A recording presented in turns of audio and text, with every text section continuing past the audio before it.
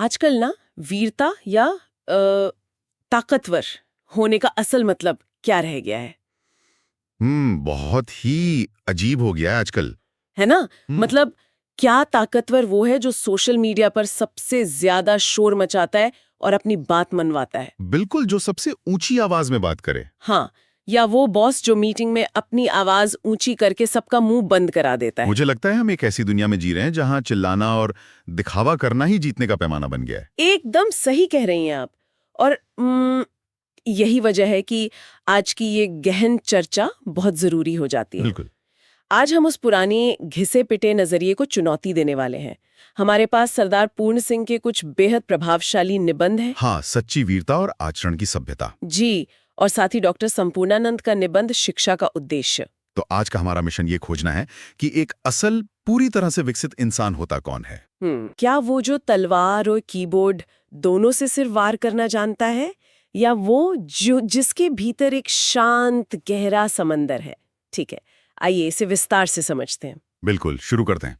जो लोग आज के इस दिखावे और हसल कल्चर से पूरी तरह थक चुके हैं ना, और जीवन में एक सच्ची गहराई तलाश रहे हैं, उनके लिए ये चर्चा एक नई खिड़की खोल सकती है। एकदम।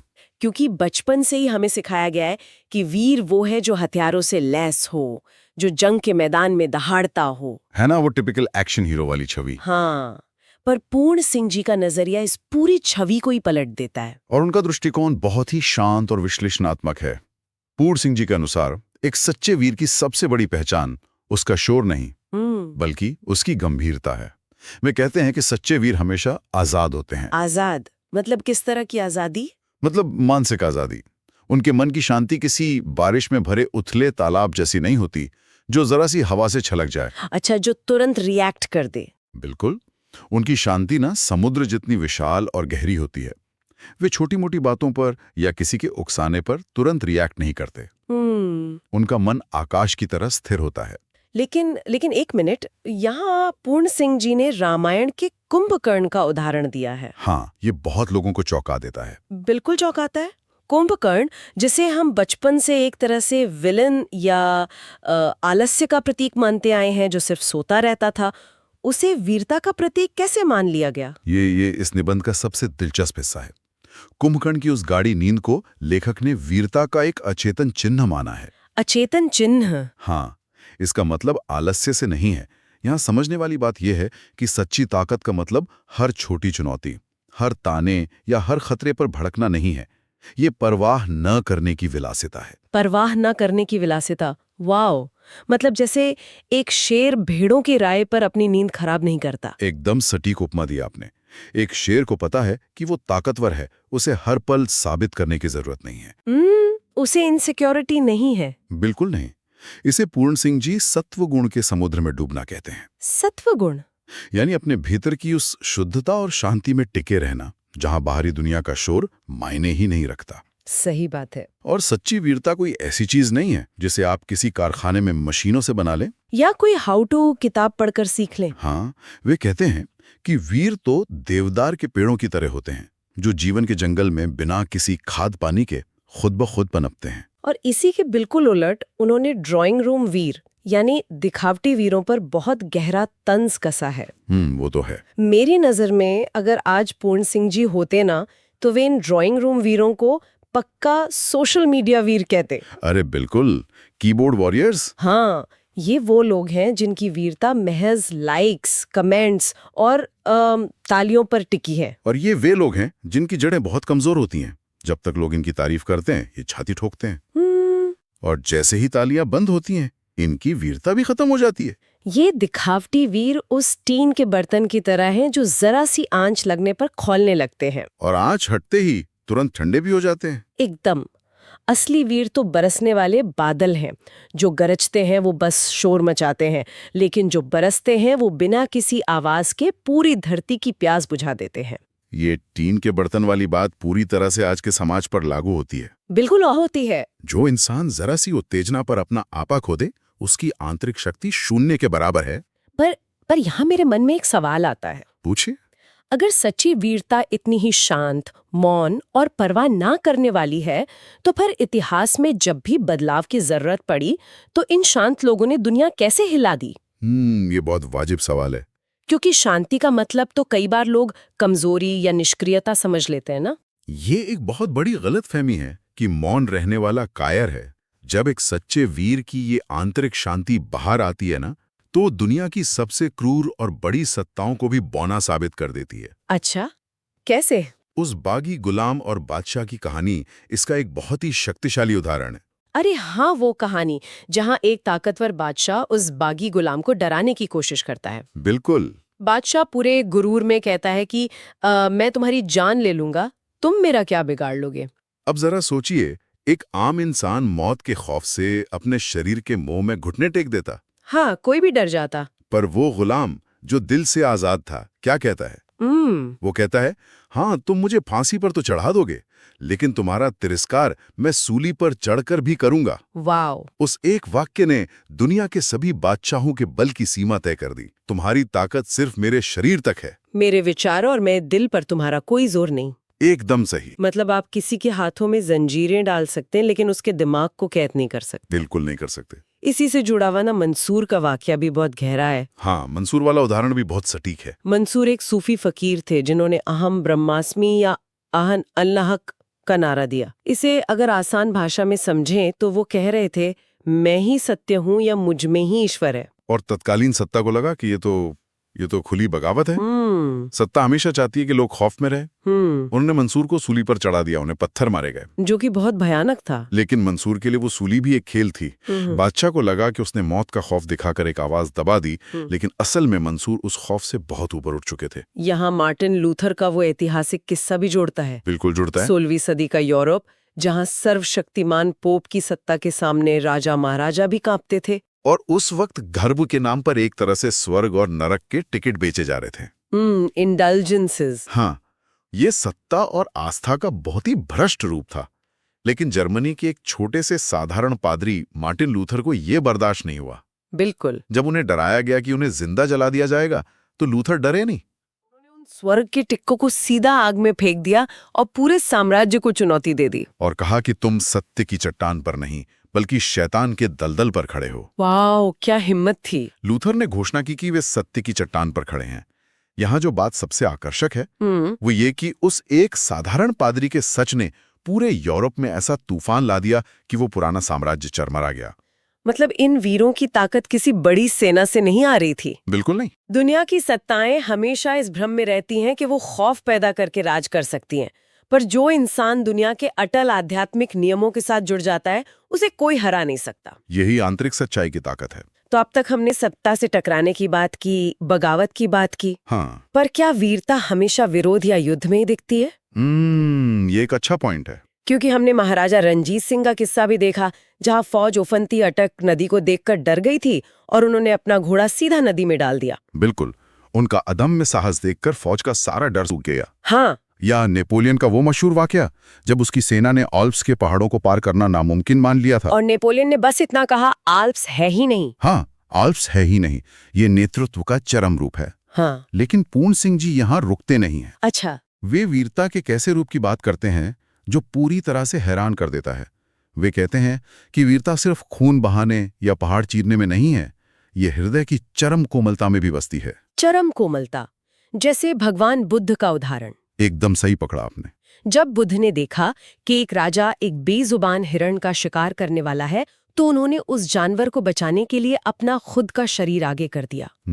ये नहीं सोचा कि मेरी जान जा सकती है। यह किसी युद्ध को जीतने से कम बड़ी वीरता नहीं है, यह बिना किसी कैलकुलेशन का बलिदान था। और इसी विचार को आगे बढ़ाते हुए जापान के चेरी के फूल का बहुत ही सुंदर उदाहरण सामने आता है। Cherry blossoms. हाँ, जापान में वीरता की पूजा किसी तलवार की धार पर नहीं की जाती, बल्कि चेरी के फूल की शांत हंसी में की जाती है। वो फूल जो महज कुछ ही दिनों के लिए खिलता है। हाँ, उसे पता है कि उसका जीवन बहुत छोटा है, उसे जल्द ही झड़ जाना है। फिर भी वो बिना किसी खौफ के, बिना किसी शिकायत के अपनी पूरी सुंदरता और कोमलता के साथ खिलता है। ये भी वीरता है। कितनी गहरी बात है ये। और एक बुलबुल पक्षी का भी जिक्र है जो बीमार लोगों के सिरहाने बांटकर उनके घाव चूसकर साफ करता है। बिना किसी कैमरे के, बिना किसी वाहवाही की उम्मीद के। बिल्कुल। यहाँ बात सच में बहुत दिलचस्प हो जाती है। इसका मतलब है कि वीरता का कोई एक रंग या एक यूनिफॉर्म नहीं है। कोई एक सांचा नहीं है। अगर कोई पहाड़ों को पार करता है तो वो वीर है, और अगर कोई बिना किसी स्वार्थ के किसी के घाव पर मरहम लगाता है तो वो भी आला दर्जे का वीर है। 100%। लेकिन अब एक बहुत ही व्यावहारिक सवाल उठता है। वो क्या? हम में से ज्यादातर लोग रोज तो पहाड़ों को पार नहीं करते या अपनी जान दांव पर नहीं लगाते। हाँ, जाहिर है। तो एक आम इंसान अपनी रोजमर्रा की जिंदगी में इस कोमलता या इस वीरता को कैसे उतारे? यही पर बात आती है हमारे आचरण की, हमारे बर्ताव की। सरदार पूर्ण सिंह के दूसरे निबंध आचरण की सभ्यता में इसी बात को गहराई से छुआ गया है। आचरण की सभ्यता। वे कहते हैं कि दुनिया में विद्या, कला, कविता, साहित्य या धन, इन सबसे भी बड़ी अगर कोई चीज है तो वो है आचरण की सभ्यता। आचरण यानी हमारा कंडक्ट, हम दुनिया से कैसे पेश आते हैं। बिल्कुल। और सबसे बड़ी बात, ये एक मौन भाषा है। मौन भाषा। हाँ, इसमें कोई बड़े बड़े शब्द या भाषण नहीं होते।